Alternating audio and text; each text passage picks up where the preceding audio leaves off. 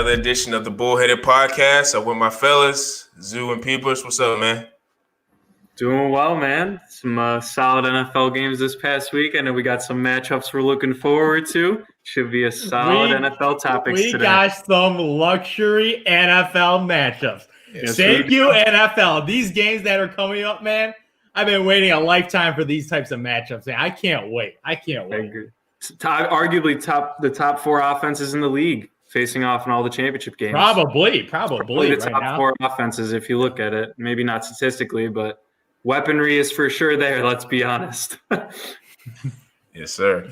We got the Final Four in the NFL. That's what we're going to start off today with the Bills and Chiefs and the Packers and Bucks. A lot of good matchups, a lot of good quarterback play we're going to see in these AFC and NFC championship games. I kind of want to ask the fellas, who they think is going to prevail to the Super Bowl. I'll keep my picks to myself. I want to hear what these guys say. So, P-Bush, I'm going to start with you. Start with whatever game you want to. Who you got in the Super Bowl?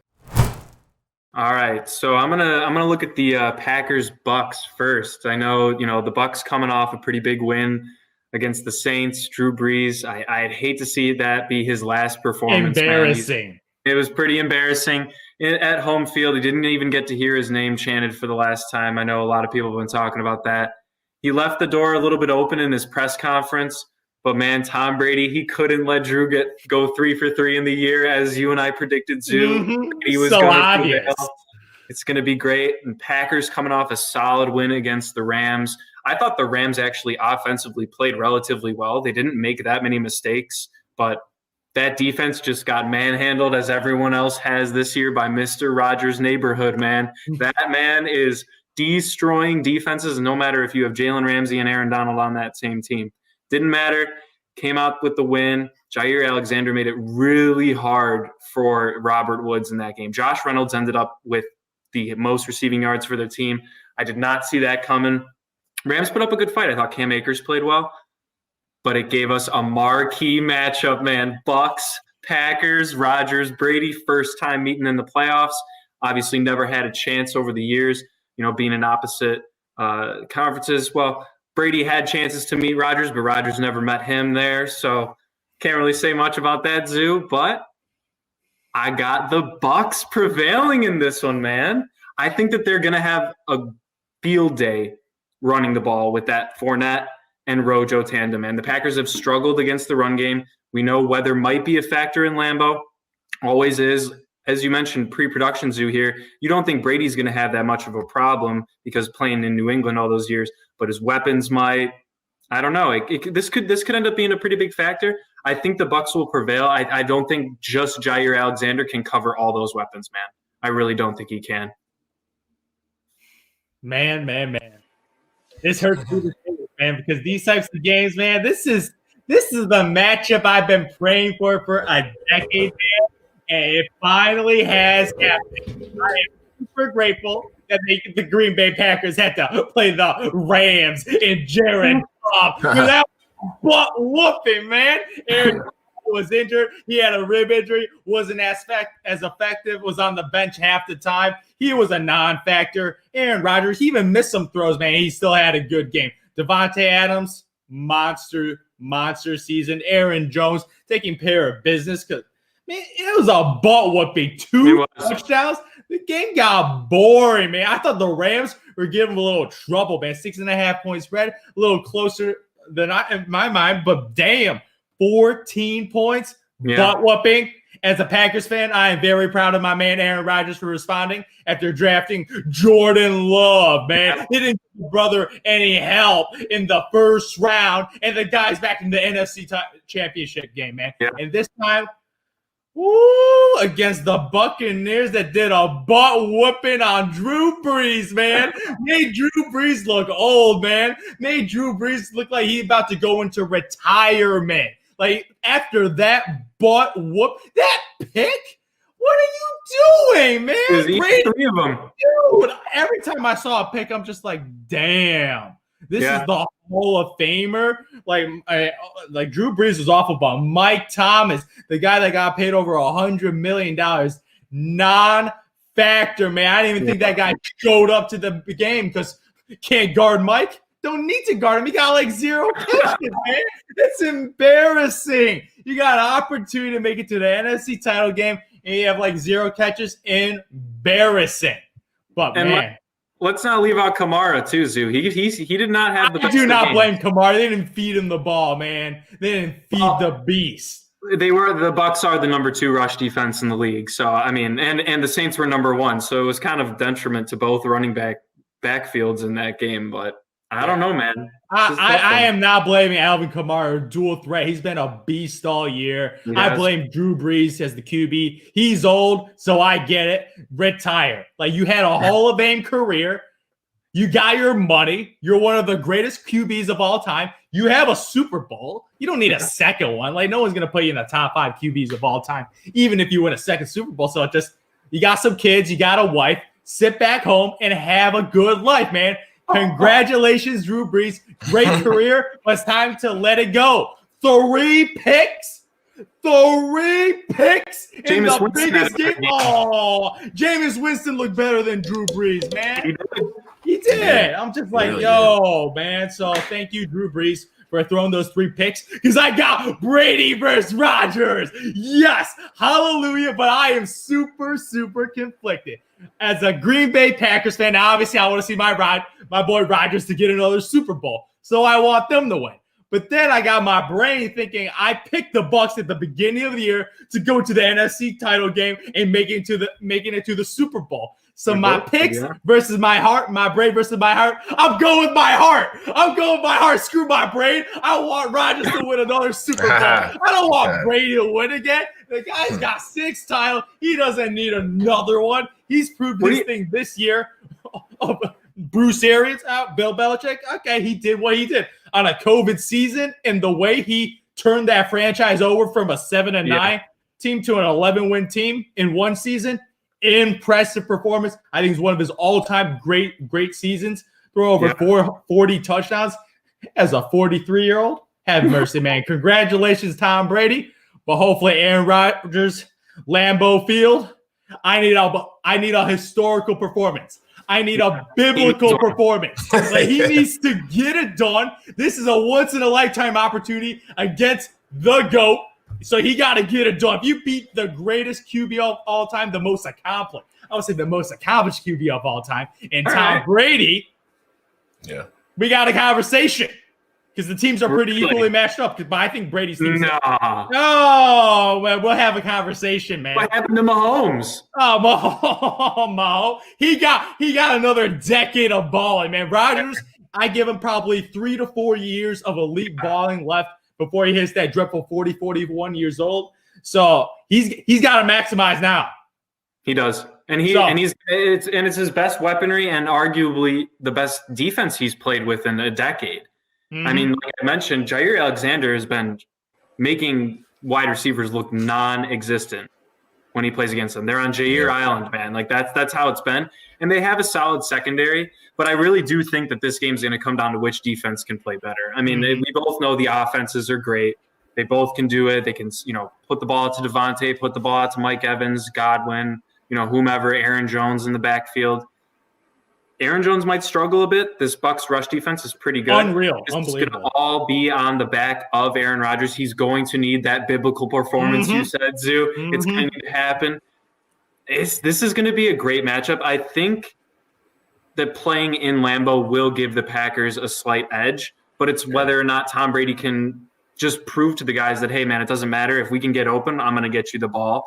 And that's just what he's always done. He creates a great game plan. Him and Arians, him and Belichick, whomever he's playing with. This man's got more NFC Championship appearances than the Dallas Cowboys, man. Since that tweet, I had to shout it out. I know Stephen A. Dak was getting all mad when people were talking about that. Man, this guy, it took him 1 year to get to the opposite conference's championship game that it takes a lot of teams decades to get to.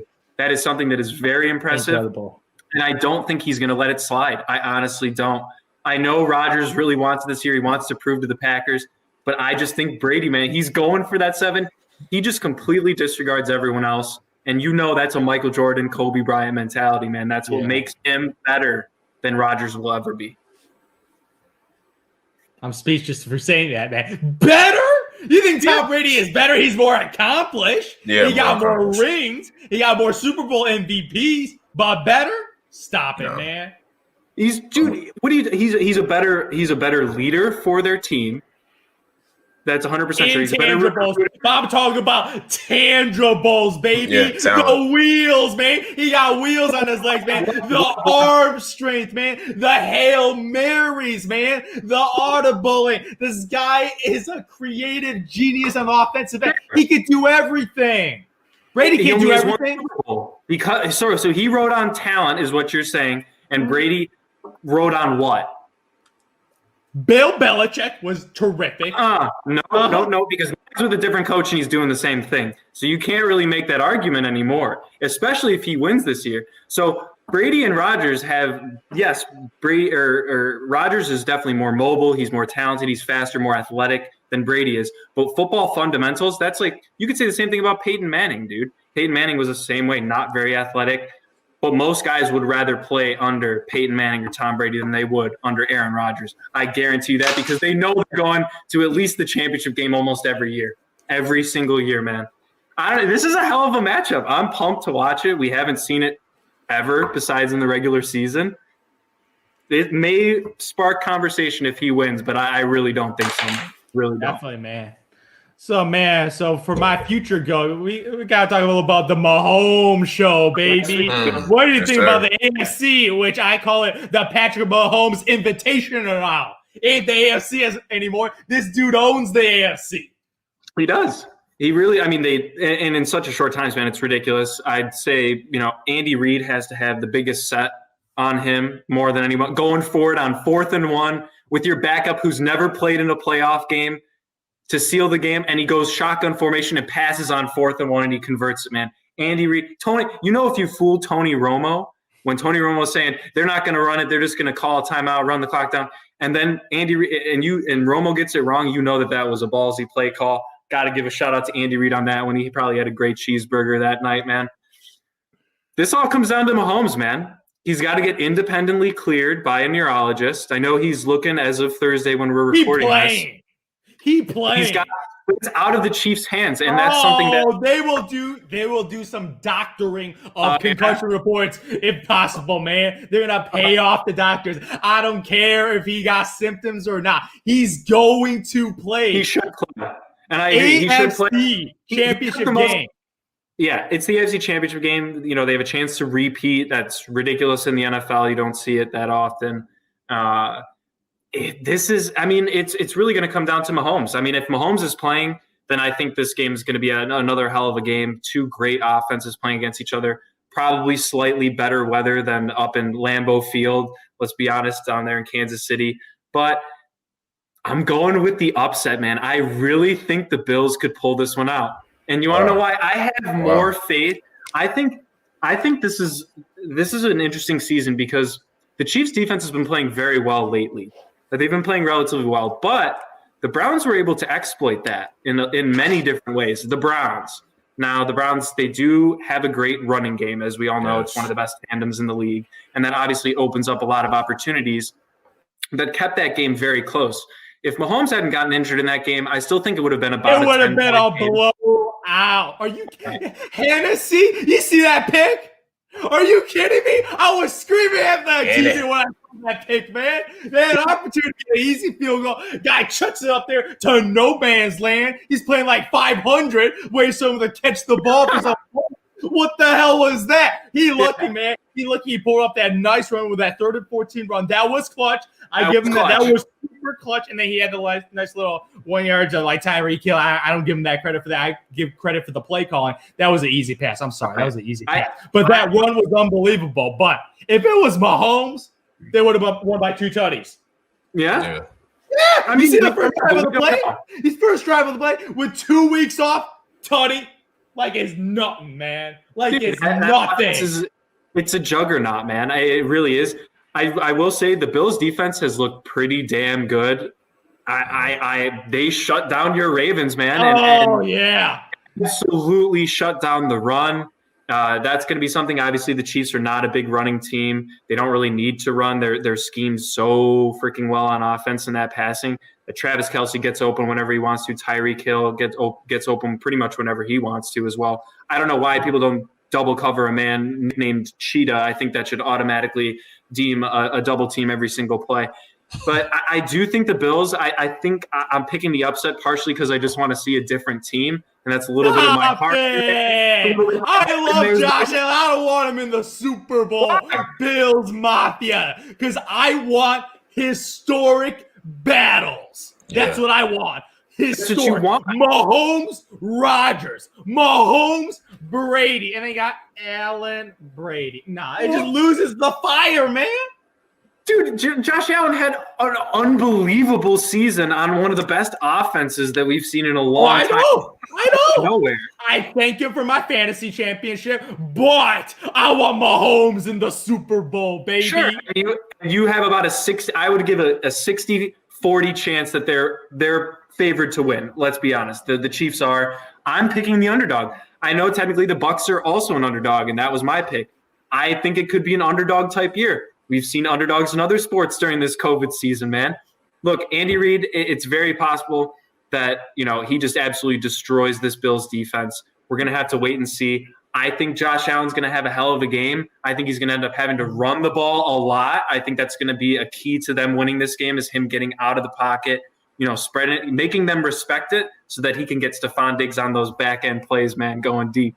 I think this will be interesting. I think the thing that the Chiefs need to watch the most, though, is obviously Diggs. He's going to have his cause his own problems, but they got to maintain Cole Beasley, man. That was a huge thing the Ravens did that actually kept them in the game for a while and kept that game relatively low scoring. I mean, the Bills' offense only scored 10 points, right? We got that pick 6 to put them at 17.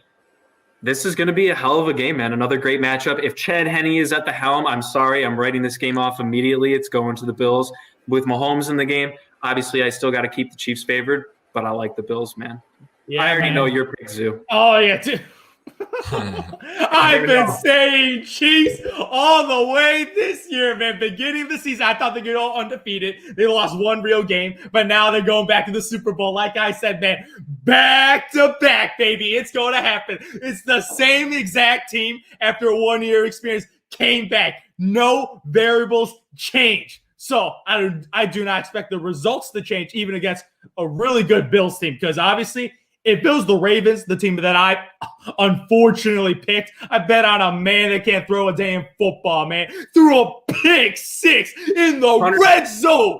101-yard return. You cost me some money, Lamar.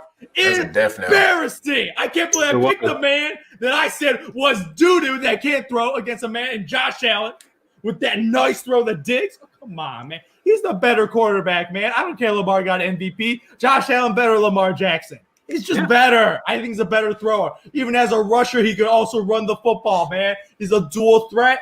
And, man, it's going to be a shootout. It will be a shootout with Diggs, Tyreek Hill, man. Josh Allen running the football. I think Josh Allen might even rush for a touchdown, especially in the red zone. He is a threat. This Bills team is a threat. Like the Ravens, if it was the Ravens versus Chiefs, I'm putting so much money on the Chiefs, and that like is nothing, man. But the Bills, I'm a little more scared of the Bills. Yeah. Even the spread 3 points, man. It's a field goal game. So man. Yeah. Man. Back-to-back AFC champions, baby. Let's go. Yeah. I think I had Bills Packers. I'm kind of leaning towards Chiefs. Like, only reason why is because I do want a Super Bowl that pits Mahomes versus Aaron. Like, I do want to see that because I know, like, nobody's going to be in the stadium and whatever, but the ratings for that, I feel like, would be through the roof. And, I'm with, like, Zoo. Like, Tom has 6. Like, okay, you've had your winning. We get it. You've proven yourself. I feel like even if he doesn't win this game, he's proved he could do it without the New England system. So I understand that.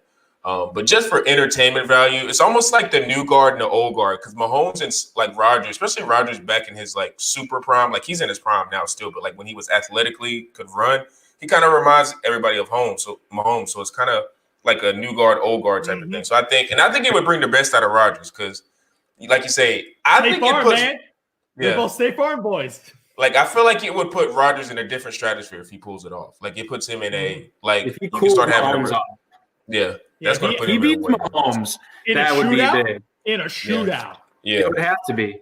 Yeah, imagine you go on a Super Bowl run where you beat both Brady and Mahomes. That would be tough. That would be one of the most historic runs, especially against those QBs, man. Now, what if Brady beats Rodgers and Mahomes? Well, he's already like. But Zoo's always talking about how he wants to compare Brady and Mahomes. So why don't you want a Brady and Mahomes championship? Is that kind of what you want? I feel that's what I predicted. So I sort of want my prediction to happen. But I want my boy Rodgers to win a title. I've been waiting a long time. Yeah, I need him to get a second one because one Super Bowl, that's cool now, but there's a lot of QBs with one Super Bowl. Two, now you're in more of an elite company, except for Eli Manning. He does not deserve to be called elite. I don't know. I'd say his Super Bowl wins were more impressive than Peyton's. Oh, yes, they were. I agree with you that because Peyton Manning wet the bed and still got a Super Bowl ring. So I do not count that second one. He beat the Bears, arguably the worst Super Bowl team to ever make it in 2006, whereas Eli beat a near perfect Tom Brady, and then he beat Tom Brady again. So he's Tom Brady's only kryptonite, man. Now, I don't know. His only kryptonite was Eli. I still don't know how you won those titles, man. Still don't know. On paper, man, that team was so much better than Eli's team. Yeah, it wasn't even close with. I don't know. I think Eli, he's the type of guy that like shows up to the party and ends up just being the life of the party, but he never really parties.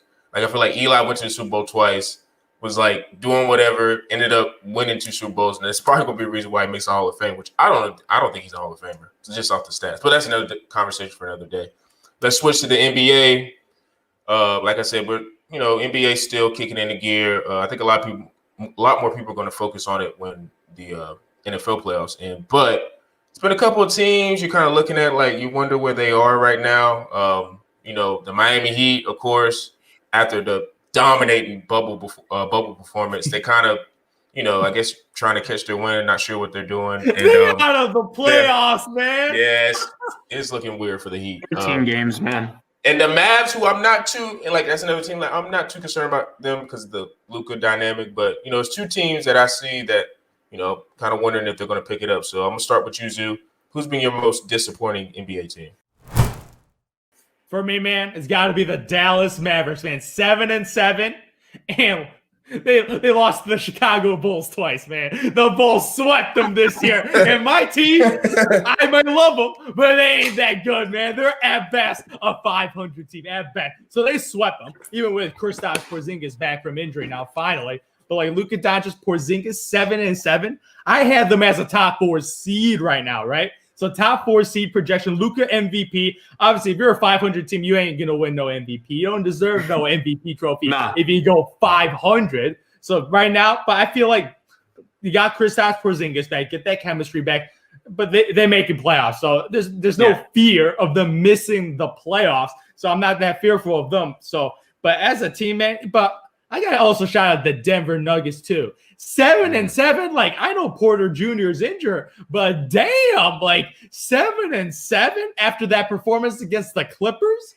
Because obviously, Jaren Grant, I don't know, he's balling Detroit, the worst team in the NBA right now. He's putting up 20 points, which is actually low-key pretty impressive because I think offensively, he's just not that good of a player. But putting up 20 points, even on a god-awful team, still impressive. So without the 2 wings, they're lacking that small forward position right now. And Porter Jr., obviously, he has an injury history, and right now, he's not playing right now. So their small forward position, like, you're rocking a guy like Will Barton. Like, you don't got a real forward. I think the most important position in basketball is the wing position. They don't have that. So, obviously, them right now, 7-7. I think they're definitely going to make playoffs because I think they're just that good of a team.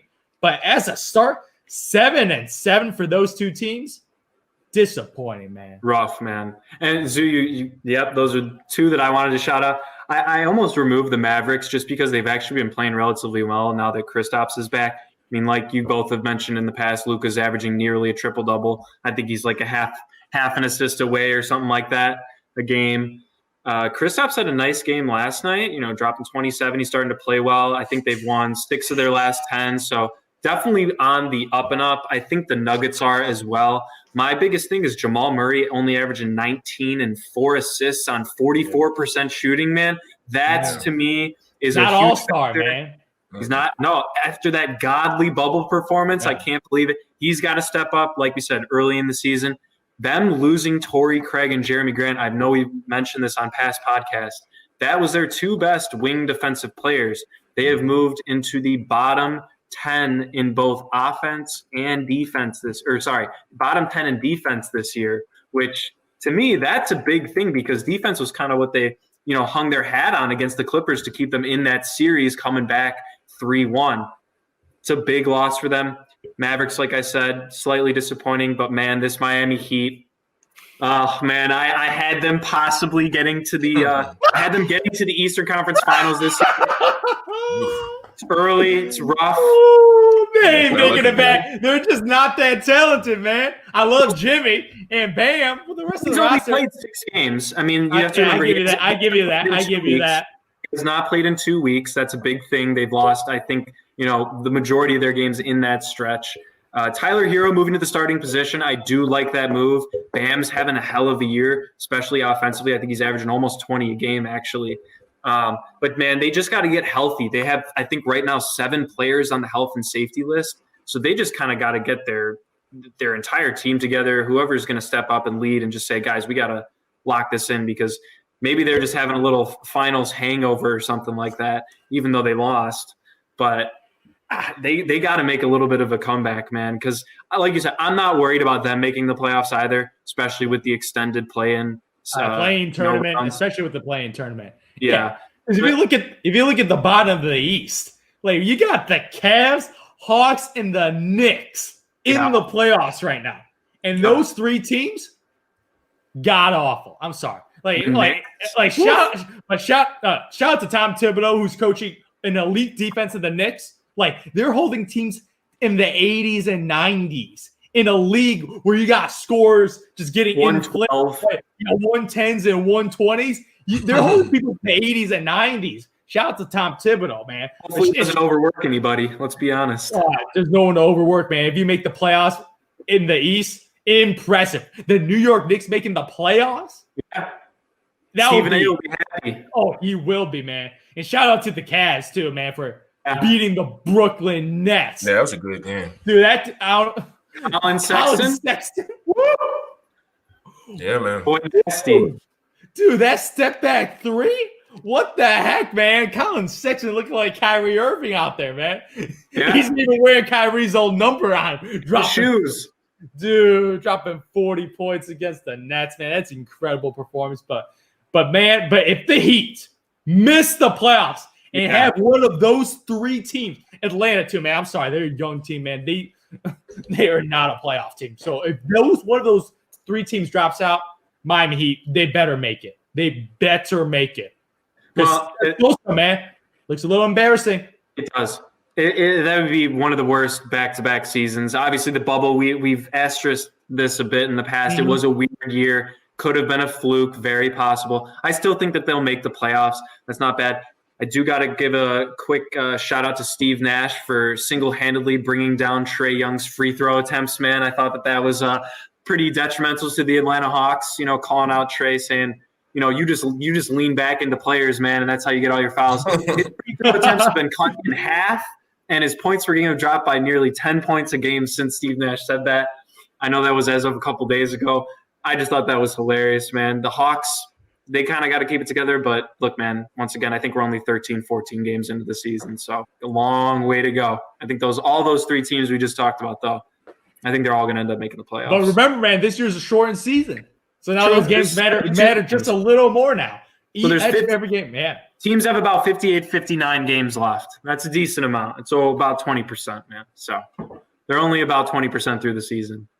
And I have to do this. Shout out to my boy Zach LaVine, baby. Let's go, because that Zach LaVine better than everyone on the Knicks or the Hawks or the Cavs, man. You kidding me? Put Zach LaVine in the All-Star game because he's the reason the Bulls are winning any games. Yeah. Yep.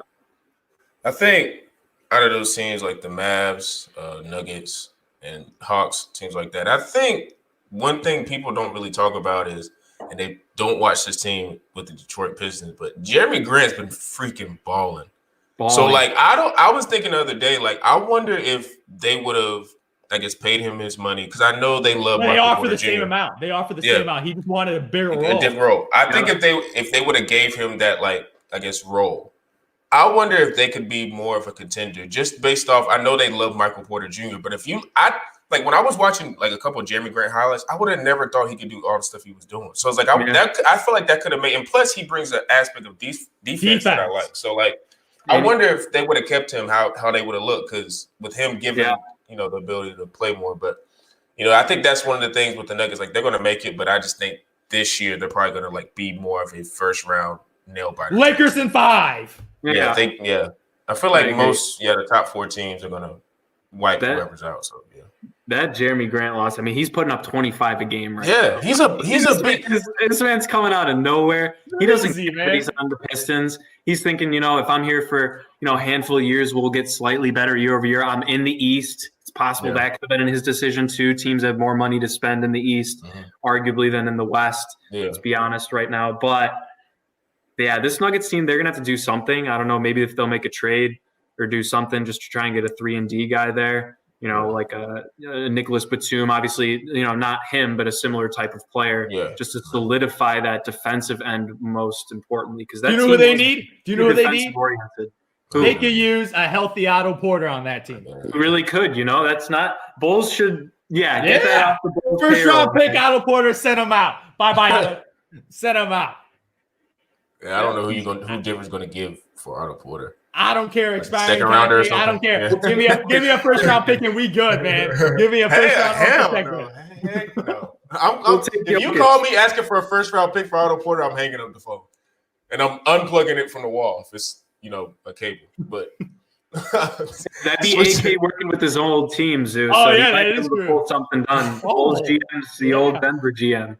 So you might be able to they do have a connection. Yeah, I didn't think of that. Yeah. But we're going to go into this last topic, kind of a bonus topic, with a legendary matchup, I guess we could say, between T-Mac and Vince Carter. Two of the more prolific scoring guards, you could probably say, in NBA history. Like I say, T-Mac had a crazy run with the Rockets, with a lot of different teams, Magic. Vince Carter as well. I think he may have retired last year. I'm not too sure when he retired, but was in the league forever.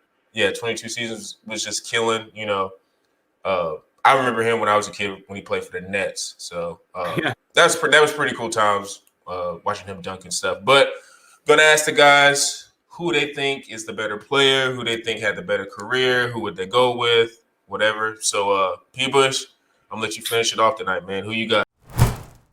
All right. This one's a tough one, Sean. The best cousin duo of all time in NBA history. I still think that's got to be one of the funniest things ever. They didn't even know about it, I think, when they were both drafted. Neither of them even knew that they were second cousins. But look, man, this is something where, Vince Carter was kind of the hype guy out of college. T-Mac kind of joined that team. He was, the secondary dude, very raw, athletic guy, 6'8", 6'9", per Kobe Bryant. Obviously, the hardest player he's ever had to guard was Tracy McGrady. I think that in itself could give him a one-up in this conversation. But it really comes down to what you value in your NBA players. Are you looking for an averages and peak prime kind of guy? Or are you looking for longevity and totals? Because that's like comparing, the Michael Jordans to the Kareem Abdul-Jabbars, right? You got the guy who played 12 seasons versus 20-plus seasons, and that's T-Mac and Vince Carter. For me, I always have to shout out Vince Carter's longevity. I think that's ridiculous, playing for 22 years at the play style in which he played, being that athletic, that much jumping, cutting, stopping, jump stopping, like our unfortunate Derrick Rose injury back in the day. That could have been Vince Carter. But it turned out to be Tracy McGrady, really, that had that issue with his ankles and all of his other injuries. So really, for me, a couple things. One, Vince Carter, he had more playoff experience. He actually took his team further in the playoffs. T-Mac never got out of the first round. First round, man. Ridiculous now that I think about it. But T-Mac easily had a better prime than Vince Carter did by far. He had 2 scoring titles, most improved player. What much shorter career, and he only appeared in the All-Star game 1 less time than Vince Carter. That's pretty ridiculous in itself. And these 2 guys, they account for 2 of my personal favorite iconic NBA moments, being Vince Carter's dunk contest and T-Mac's 13 and 35, man. 13 points, 35 seconds. I remember watching that the first time as a kid, man, when he did that. I thought that was the greatest thing in the world, arguably one of the best personal achievements in NBA history doing that. But for me, man, this isn't even a question when it comes down to who would I want on my team. That's Tracy McGrady, man. They're both not the greatest of defenders. They're both objectively relatively average. But T-Mac was a much more prolific scorer, may have been a little bit more inefficient, but, man, I'll take that scoring ability at 6'9". Oh, my God, man. He was Kevin Durant before there was a Kevin Durant, and he was more explosive and arguably could have been in the greatest shooting guard of all time conversation had he stayed healthy and gotten further in the playoffs. Absolutely, man. I totally agree, man. T-Mac was one of those guys. Almost came to Chicago, man. Almost came to Chicago. That 2000 free agent, man. Of course he doesn't come because Chicago doesn't never gets free agents. Man, never gets free agents. But, man, that's weird. T-Mac and Duncan, man. That's who the Bulls wanted post-Jordan. Of course, we get none of them because we the Bulls. But, man, we're talking about T-Mac, man.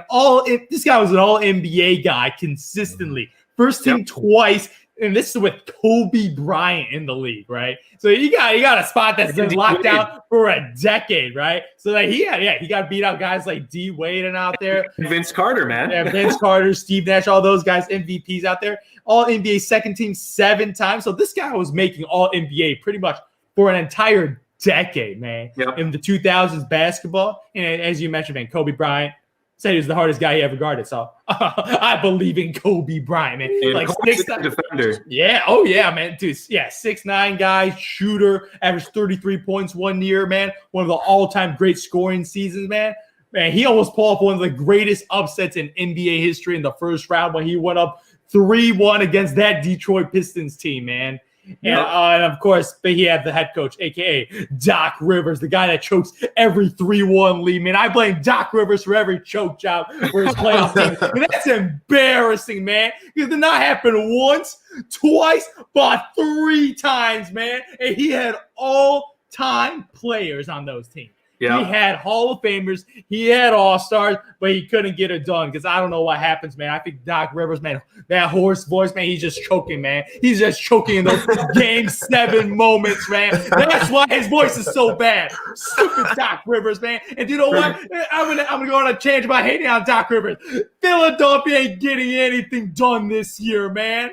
No. Philly ain't winning nothing because I don't know, Joel Embiid. Ooh. Embiid's been going off. He's been going off. Don't matter, man. I don't know what happened, but Ben Simmons, he's regressing. He went from a plateau to regressing. Oladipo's playing pretty well for him. So they made a good call. I don't know. Oh, yeah, that might be true. Maybe saw that regression, but what the hell happened to Ben Simmons? But back to T-Mac, man. This dude dribble, shoot, pass. Man, he could do it all. Shoot from the 3, mid-range, get to the lane, dunk on anyone, man. That dude said some of the nastiest dunks in NBA history, man. Some of the nastiest. He moving it off the backboard to himself like it nothing, man. Shout out to T-Mac in that Orlando blue jersey, man, with the stars. Such a historic jersey, such a historic legend, man. Shout out to T-Mac. He's one of those guys that if he didn't have those knee injuries, man, that Rockets team, I'm still shouting that Rockets team with Ron Artest and Yao Ming. That team went 7 games against the Lakers. This is the Lakers team that won a title. So with Tracy McGrady on that roster, they would have won a championship, in my opinion. That team won over. They went on like a 24-game winning streak, man. They had one of the longest winning streaks in NBA history. Yep. That team was nasty. All NBA defenders, man. Ron Artest, T-Mac, Yao Ming. That was a really, really great team that never got it done because of injuries. Yeah. I mean, T-Mac, one of the calmest guys on the floor you'll ever watch play. But, man, when he got pumped up, it meant he did something great, and it was always fun to watch. Some of his highlights I try and revisit every once in a while just to remember how great he was. But, man, we can't disregard Vince Carter. The guy, 22 years in the NBA is a feat beyond anything else. I still can't get over that. Yeah, he played in 3 decades, man. He played in 3 decades. Played for 3 decades. Only I think Kareem Abdul-Jabbar might be the only other player to ever play and he did the 60s, 70s, and the 80s. But man, Vince Carter hit some big shots. He was 1 shot away from taking his team to face off against that Los Angeles Lakers, choking against Allen Iverson in Game 7. But he redeemed himself with the same exact shot on the Mavericks years later, giving them a playoff win. The man could do it all for a long time. He was dunking well into his late 30s, man. Impressive. But if I'm taking a guy, man, it's got to be T-Mac. You can't pass up on that raw talent. Yeah, man. And shout out to Vince Carter because that man has some of the greatest highlights I've ever seen in my entire life. Absolutely. And his game winner compilation on Toronto. Woo. Oh, my Lord. As Chuck Swirsky said, onions, baby. Onions. Because that dude, man, unbelievable, man. He had so many game winners. It wasn't even funny how clutch that man was. He was clutch. Yeah. I probably would go with T-Mac too. One thing I think out of the both of them though, I think Vince Carter has the best highlight because I don't know if you guys remember that dunk when it was I think they were playing. I'm not sure what country they were playing, but it was. Oh yeah, he jumps over our man in the Olympics. Yeah, that's probably one of the nastiest dunks ever made. Like it was crazy how bad. You know, I don't even know the guy's name, but it was a foreign guy that got dunked on. So it was especially with KG hyping him up too, dude. Yeah, that was just kind of more of the. You know, I'm here type moments. But T-Mac to me, man, he's always been like Kobe, but like not just he couldn't stay healthy. Like I feel like his whole game resembled Kobe. And I almost would dare say he was maybe a tick more explosive than him. Because he looked like he just flowed a little bit better. Like he had a really nice mid-range. 3-point shot was nuts. Like could do anything around the rim. Like T-Mac could get in. Like I think there might be a quote of LeBron back when LeBron was like really, really young, talking about how nasty T-Mac was. Oh yeah, and I think that's respect again. There's a video of LeBron James watching T-Mac play. He was wearing a Michael Jordan jersey and he sees T-Mac dunk, and he's going, oh. Yeah, it's crazy. T-Mac is one of the ones that I think if he would have stayed healthy, he definitely would have been playing in 1 championship game. So shout out to 2 greats, man. Like I say, Vince Carter, he's a staple. He was a staple of the NBA. So was T-Mac. T-Mac's been doing really well on TV too. So shout out to him. But that's all the topics we have for today. I think next time you guys see us, we're going to be in the Super Bowl. It's going to be a lot of great discussion. And it's going to be 2 weeks worth of discussion. So I'm hyped for that. You know, as always, make sure you guys follow us at bullheaded_pod on Instagram and Twitter. Put up a lot of great content as usual. Follow us on Google Podcasts, Spotify, Apple, SoundCloud. You know, we're trying to get, podcasts out. Make sure you guys listen to it. So, as usual, for P. Bush, Zoo, and me, we out.